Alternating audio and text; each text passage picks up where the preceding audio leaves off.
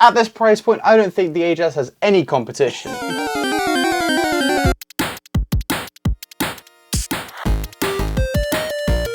We recently reviewed the Ajazz AJ199 and deemed it to be a really good mouse. But it has its issues. Can the Darmoshark be its successor? We're going to have a look at both mice, sparing no details to see which one is worth your money.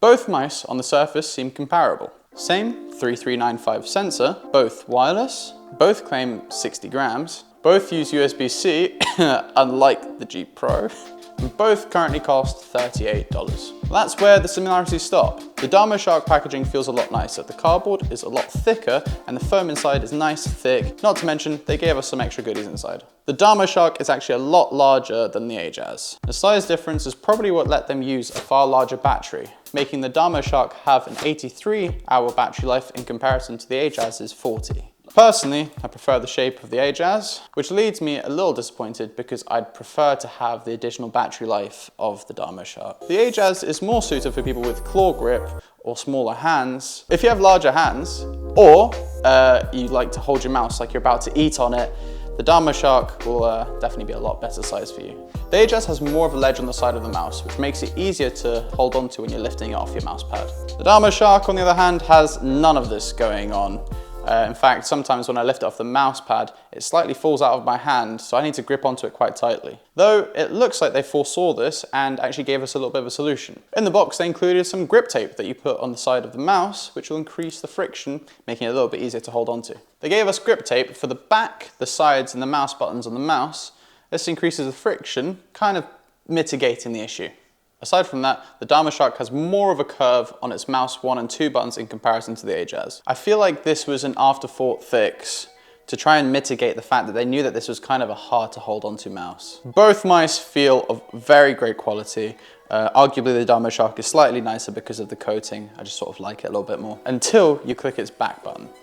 It's sort of unbalanced and soft and mushy feeling.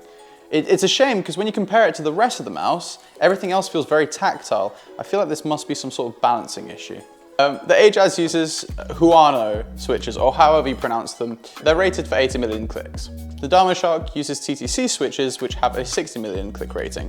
On both of these mice, I believe that the battery will become an issue way before the switches do, so both are fantastic. Because obviously the last thing you'd want to do is throw out a mouse because it's not doing the clicky anymore. The Ajazz has a really nice wire. It's flexible and comfortable, and I could easily just use the mouse in its wired mode.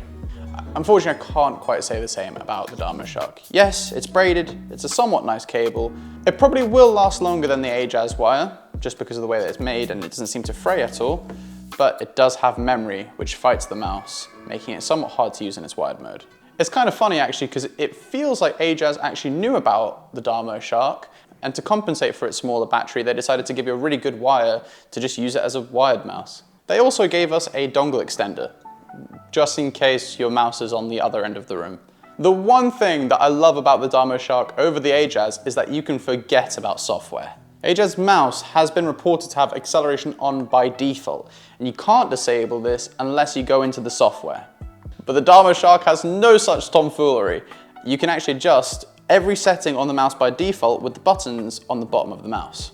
The button on the left indicates DPI, and there's actually a light there that shows you which DPI setting it's on, and the one on the right shows you the pulling rate. If you don't want to use the software, you don't have to at all.